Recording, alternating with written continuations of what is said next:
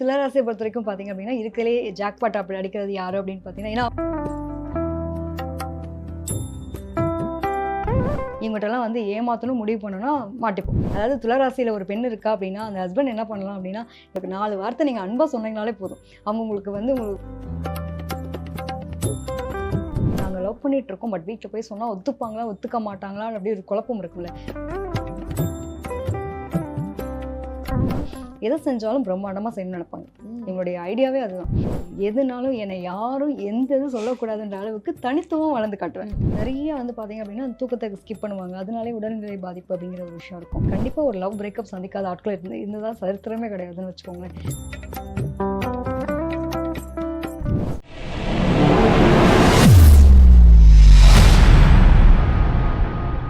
Ma'am பொதுவா இந்த ஒரு ராசிக்காரங்கள எடுத்தோம் அப்படின்னாலே, இவங்களுக்கு அப்படின்னாலே கரெக்ட்டா இவங்க பிசினஸ் பண்றாங்களா? இவங்க இந்தந்த விஷயங்கள்லாம் பண்ணுவாங்கல்ல. இவங்க கரெக்ட்டான திமிரு பிடிச்சவங்கப்பா அப்படின்னு எல்லாருமே கரெக்ட்டா சொல்ற மாதிரி ஒரு பெர்சன் அப்படின்னா, துலாம் அப்படின்னு கரெக்ட்டா சொல்லிடலாம். ஸோ துலாம் ராசி நேயர்களுக்கு இந்த குரு பயிற்சி என்ன மாதிரியான நற்பயன குடுக்க போகுது? அதே மாரி எந்தெந்த விஷயத்துல ரொம்ப ஜாக்கிரதையா இருக்கணும்? அதாவது காலபுருஷனுக்கு 7ஆம் இடம் சொல்லக்கூடியது பார்த்தீங்க அப்படின்னா துளாராசி. துளாராசி பார்த்தீங்க அப்படின்னா, இங்க வந்து சுக்கிரன் தான் ஆட்சியதிபதியா வராரு. இவங்களுக்கு எங்க குரு வராரு அப்படின்னு பார்த்தீங்கன்னா, பாக்கியஸ்தானத்துல வராரு. ஸோ பாக்கியத்துல குரு வந்தா சொல்லவே வேண்டாம். இருக்கறதுலயே வந்துட்டு ஹைலைட்டுன்னு சொல்லலாம். அதாவது 9ஆம் இடத்துல குரு அப்படிங்கிறது ஒரு ஏகபோக வளர்ச்சியை நோக்கின ஒரு போகக்கூடிய பாதைன்னே சொல்லலாம். அதாவது ஒரு சில விஷயங்கள் இவங்கள பொறுத்தவரைக்கும் என்னன்னா, இப்ப நீங்க ஒரு சொன்னீங்களே எல்லாருக்கும் தும்மு பிடிச்சவங்கன்ற ஒரு பேரு. தான்ற அந்த அகந்தை இருக்குன்ற சில பேருக்கு அந்த ஒரு தன்மை உண்டு. என்ன காரணம் அப்படின்னு பார்த்தீங்கன்னா, ரொம்ப நியாயமா இருப்பாங்க. ரொம்ப நியாயக்காரங்களா இருக்கிறதுனால என்னவோ நிறைய பேருக்கு பிடிக்கிறதில்ல. பொதுவா வந்துட்டு சூரியன் அப்படிங்கிற கிரகம் இங்க நீச்சமாகுது. இவங்களுக்கு வந்து அந்த ஒரு வார்த்தை ஈகோ, திமிரு அப்படிங்கிறத ஏதோ கடந்து வரக்கூடிய சூழ்நிலைகள் அப்படின்றது உண்டு. இவங்கள பொறுத்தவரைக்கும் என்னன்னா, இந்த பாக்கியத்துல வரக்கூடிய குரு அப்படிங்கிறது ரொம்ப சூப்பரா இருக்குது. அதாவது அப்பா, பொண்ணுக்குள்ள இருந்தக்கூடிய இணக்கங்கள், அதாவது ஒரு மன கஷ்டங்கள் இருந்தது அப்படின்னா, அது விலகக்கூடிய நேரம். இவ்வளோ நாள் வந்துட்டு ஒரு குடும்பத்தில வந்து என்னை பொருட்டாவே இல்லங்க. எனக்கும் எங்க அப்பாவுக்கும் ஒரு பெரிய மிஸ் அண்டர்ஸ்டாண்டிங் இருந்தது. இப்போ அவங்க வழியான இருக்கக்கூடிய சொத்துக்கள் அனுபவிக்க தடை இருந்தது. ஸோ இதெல்லாம் விலகக்கூடிய நேரம். இவங்களுக்கு என்ன வேணுமோ அது பகிர்ந்தளிக்கக்கூடிய நேரம் வந்துருச்சு அப்படின்னு சொல்லலாம். Super ma'am. ஸோ சொத்துக்கள் வழியா ஆதாயம் அனுபவிக்க போறாங்க. அவங்களுடைய பிறந்த வீட்ல இருந்து அப்படின்றலாம். Great ma'am. அதே மாரி வந்து பார்த்தீங்கன்னா, துலாம் ராசி நேயர்களுக்கு கடந்த பல வருடங்களா நெறைய விஷயங்கள் நடந்துச்சு. அதுலயும் முக்கியமா இந்த வருட காலம் அவங்க அலுவலகத்திலயும் சரி, அதே மாதிரி பிசினஸா இருந்தாலும் சரி, எந்த மாதிரியான ஏர்முகங்கள் அவங்களுக்கு அமைய போகுது? துளாராசியை பொறுத்தவரைக்கும் பார்த்தீங்க அப்படின்னா, இருக்கறதுலயே ஜாக்பாட் அப்படி அடிக்கிறது யாரு அப்படின்னு பார்த்தீங்கன்னா, ஏன்னா 1, 5, 9 பார்வை அப்படிங்கிறது ரொம்ப சூப்பரா இருக்க போகுதுன்னு சொல்லியிருக்கோம். ஸோ அதில முதலிடம் பிடிக்கிறவங்க யாருன்னு பார்த்தீங்கன்னா, துளாராசிக்காரங்க. இவங்கள பொறுத்தவரைக்கும் இப்போ வந்திருக்கக்கூடிய குரு பயிற்சியா இருக்கட்டும், கிட்டத்தட்ட இந்த சனி பயிற்சி எல்லாத்துலயுமே வந்து சூப்பரான ஒரு அனுபவம் அப்படின்றது கிடைக்க போகுது. அதாவது தொழில் ரீதியா இருக்க இடத்துல ஒரு தடைகள் இருந்துச்சுன்னு வச்சுக்கோங்களேன். நீ யார் என்ன ஜட்ஜ்மென்ட் பண்றதுக்கு? ஸோ நான் எனக்குன்னு ஒரு வளர்ச்சி நோக்கி நான் போறேன். அப்படிங்கிற பாதைய எடுத்து வைக்கக்கூடிய நேரம். ஸோ இவங்களுக்கான தடைகள் எல்லாம் விலகி ஒரு அழகான ஒரு பாதையை நோக்கி நகர போறாங்க அப்படிங்கிற மாதிரியான ஒரு தன்மை இருக்கு. இந்த டைம் பீரியட்ல வந்துட்டு இவங்களுக்கு பாக்கியம்ங்க. உனக்கு என்னப்பா பாக்கியமா? உனக்கு என்ன கஷ்டம் இருக்க போறது அப்படின்னு சொல்லுவாங்க இல்லையா? ஸோ அத அனுபவிக்கக்கூடிய நேரம்னே சொல்லலாம். இந்த குருவினுடைய 9ஆம் இடத்துலேருந்து பார்க்கக்கூடிய பார்வை வந்து அவங்களுக்கு ஏகபோக வளர்ச்சி கொடுக்க போகுது. புதிதான ஒரு இடமாற்றம். அதாவது ஒண்ணு இப்போ ஒரு 3 மாசத்துக்கு முன்னாடி நடந்திருக்கும். இல்லைன்னா 3 மாசத்துக்கு அப்புறம் நடக்கும். இவ்வளவுதான் வித்தியாசம்னு வச்சுக்கோங்களேன். கிட்டத்தட்ட இந்த டைம் பீரியட்ல இந்த ராகு கேது மாறினதுக்கு அப்புறம் சில பேருக்கு ரொம்ப எடுத்து வைக்கக்கூடிய முயற்சிகள்லாம் தடைகளா இருந்த விஷயங்கள் எல்லாமே கிளியர் ஆகக்கூடிய தன்மை அப்படின்றது உண்டு. எதை செஞ்சாலும் பிரம்மாண்டமா செய்யணும்னு நினைப்பாங்க. இவங்களுடைய ஐடியாவே அதுதான். நான் ஏதோ பேருக்கு செய்றேன் அப்படின்ற மாதிரிலாம் இருக்க மாட்டாங்க. எது செஞ்சாலும் நான் செய்யறதுல வந்துட்டு ஒரு யூனிக்னஸ் இருக்கணும். பல பேர் நம்மள பாராட்டணும்னு நினைப்பாங்க. இது என்னன்னா வெளியில வந்து பார்த்தீங்க அப்படின்னா, இவங்கள பார்த்து ஆச்சரியப்படாத ஆட்களே இருக்க மாட்டாங்க. ஆள் பார்க்க ரொம்ப இதா இருக்காங்க. ஆனா அவ்ளோ விஷயங்கள் தெரிஞ்சு வச்சிருக்காங்கன்ற மாரி இருக்கும். அவங்க கிட்ட வந்துட்டு ஒண்ணுக்கு ஒரு 2, 3 பக்கம் தொழில் பார்க்கக்கூடிய நபர்கள் யாருன்னு பார்த்தீங்கன்னா, துளாராசிக்காரங்க. எல்லாத்துலயும் நியாய, தர்மம் அப்படின்றத எதிர்பார்ப்பாங்க. ஸோ எதுனாலும் மூஞ்சி அடிச்ச மாரி சொல்லிடுவாங்கன்னு வச்சுக்கோங்களேன். அதான் அவங்களோட மிகப்பெரிய மைனஸா தான், ப்ளஸ்ஸா தான். இவங்ககிட்டலாம் வந்து ஏமாத்தணும் முடிவு பண்ணோம்னா மாட்டிப்போம். அவ்வளோ சீக்கிரம் வந்து ஏமாத்துறதுன்றது ரொம்ப கஷ்டம். என்ன காரணம் அப்படின்னா, ஒரு விஷயத்த இவங்களுக்கு தப்புனா தப்புதான்றத நேருக்கு நேரா சொல்லிருவாங்க. பின்னாடி போய் பேசுறதுன்றது இவங்களுக்கு பிடிக்காது. அதனாலயே என்னவோ நெறைய துளாராசிக்காரங்கள எடுத்துக்கோங்களேன். உறவுகள இழந்திருக்கக்கூடிய நபர்களா இருப்பாங்க. எல்லா உறவுகள்லயுமே வந்து இவங்க ஒரு தனித்துவமா தெரிவாங்க. ஏன் அப்ப நான் என்ன சொல்லுவாங்க பார்த்தீங்களா, இந்த கிட்டத்தட்ட நம்ம சமந்தா படத்துல வரும்போது தான், என் கூட வந்து 48 பேரையும் காணோம், நான் மட்டும் தனியா இருக்கேன் அப்படிங்கிற மாரி ஆக்சுவலா இவங்களோட நிலை அப்படி இருக்கும். அந்த உலகத்தோட ஒத்துப்போன்னு சொல்லுவாங்கல்ல, இவங்களுடைய கருத்துக்கள் வந்து பல பேருக்கு வந்து ஏத்துக்க தெரியாது. அதாவது ஜால்ரா போட தெரியாது. பொய்யா நடிக்க தெரியாது. ஸோ இதுவே எங்களுடைய மிகப்பெரிய மைனஸாவும் இருக்கு. ஸோ எல்லா இடத்துலயும் வந்துட்டு ஒதுக்கி வைக்கப்படக்கூடிய ஆட்களா இருந்திருப்பாங்க. இவங்களுக்கான அங்கீகாரம்லாம் கிடைக்கக்கூடிய நேரம்னு சொல்லலாம். ஸோ உறவுகள் மத்தியிலயுமே வந்துட்டு கொஞ்சம் விட்டு கொடுத்து போணும் அப்படின்னாலே போதும். இவங்கலாம் வந்துட்டு ரொம்ப பாவங்க. என்னன்னா, "உனக்கு என்னம்மா? உனக்கு என்னப்பா?" அப்படின்ற மாரி எல்லாரும் தூக்கி விடுவாங்க அவங்கள.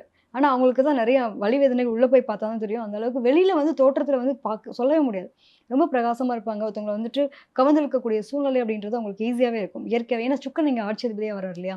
ஸோ அவங்களுக்கு அந்த ஒரு தன்மை இருக்கும். ம். தொழில்ல வந்து கொடிகட்டி பறக்கிறவங்கன்னே சொல்லுவேன். ஏன்னா சனி அப்படிங்கிற கிரகம் பொதுவாவே வந்துட்டு சுக்கிரன், சனி ம். அந்த காம்போ இருந்தாலே சரி ஒருத்தவங்க அழகான ஒரு வாழ்க்கை வாழ்றாங்க. அவங்க கிட்ட பணம் இல்லன்னே சொல்ல முடியாதுங்க. நல்ல ஒரு சுகபோக வாழ்க்கை வாழக்கூடிய தன்மை இருக்கும் அப்படின்னு சொல்லலாம். ஸோ இங்க வந்து சனி தான் வந்துட்டு உச்சமாகக்கூடிய இடம். அந்த இடத்துல வந்து இப்போ குருவினுடைய பார்வை 9ஆம் பார்வைய பாக்குது. எதுனாலும் என்னை யாரும் எந்த இதுவும் சொல்லக்கூடாதுன்ற அளவுக்கு தனித்துவமா வளர்ந்து காட்டுவேன். ம். ம். ம். எனக்கு வந்து யாரும் நீங்க கைட் பண்ண வேணாம். எனக்கு வாழ தெரியும். அப்படின்ற அளவுக்கு ரொம்ப ஒரு முற்போக்கான சிந்தனை. ம். ம். அவங்களுடைய எடுத்து வைக்கக்கூடிய ஒவ்வொரு முயற்சியுமே ரொம்ப சூப்பரா இருக்க போதுன்னே சொல்லலாம். அதே மாரி மேம் இப்போ வந்து பார்த்தீங்கன்னா, துலாம் ராசி நேயர்கள் இதுக்கு முன்னாடி வந்து பார்த்தீங்கன்னா, நெறைய இந்த டவுன் இதெல்லாம் பார்த்ததுக்கு அப்புறம், இவங்களுடைய அலுவலகமும் சரி, பிசினஸும் சரி, இந்த அளவுக்கு முன்னேற்ற பாதைன்னு நீங்க சொல்லிட்டீங்க. ஆனா, இவங்க ரொம்ப ஒரிடா இருக்கிற ஒரு விஷயம்னு பார்த்தீங்கன்னா, குடும்ப வாழ்க்கை. அந்த கண்டிப்பா. குடும்ப வாழ்க்கையும் சரி, இல்ல காதல் வாழ்க்கையும் சரி, என்ன மாதிரியான ஏற்றங்கள் இருக்கும், இல்ல இறக்கங்கள் இருக்கும் நிச்சயமா. அப்படிங்கிறத சொல்லுங்க. அதாவது ரொம்ப வந்துட்டு அளவு கடந்த அன்பு வைப்பாங்க. அந்த அன்பினுடைய உச்சக்கட்ட வெளிப்பாடு தான் அந்த பொசசிவ் ஃபீல் வரும். ஸோ ம். இவங்கலாம் வந்துட்டு அந்த தன்னறியாமே போய் அந்த காதல வந்து ரொம்ப சீக்கிரமா ஈர்க்கப்படக்கூடிய நிலை. ம். ஸோ அந்த ஈர்க்கப்படுறதுனால என்ன ஆகும் அப்படின்னா, இவங்களுக்கு அந்த ஒரு உண்மைத்தன்மை கிடைக்காம போகும். இவங்களுக்கான வேல்யூபிள் உங்களுக்கு இருக்காது. ம். நான் விரும்பிட்டேன்ப்பா. என் ஹஸ்பண்ட் என்ன பண்ணாலும் பரவால்ல அப்படின்ற மாரி அட்ஜஸ்ட் பண்ணி போவாங்க. அதுவே அவங்களுக்கு வந்து ஒரு பெரிய மைனஸ் ஆகும். இவங்க என்ன பண்ணுவாங்க, நீ இவ்வளோதான்றத அவங்க அட்ஜஸ்ட்மென்ட் பண்ணிடுவாங்க. ம். அதான் உங்களுடைய மிகப்பெரிய மைனஸ். அதாவது இவங்களலாம் தட்டக்கூடாது. அன்பால சொன்னீங்கன்னா உங்களுக்கு சூப்பரான ஒரு அதாவது துளாராசியில ஒரு பெண் இருக்கா அப்படின்னா, அந்த ஹஸ்பண்ட் என்ன பண்ணலாம் அப்படின்னா, என் ஒய்ஃப போல உண்டாம்மா, என் ஒய்ஃப் வந்ததுக்கப்புறம் நான் சூப்பர் அப்படின்ற மாரி அவங்க அப்ரிஷியேட் பண்ணாங்கன்னா, சூப்பரா ஆயிடுவாங்க. ம். அதே மாரி ஒரு ஆண் பையன் இருக்கான் அப்படின்னா, அந்த பொண்ணு என்ன பண்ணலாம், என் ஹஸ்பண்ட் தாங்க எனக்கு உலகமே.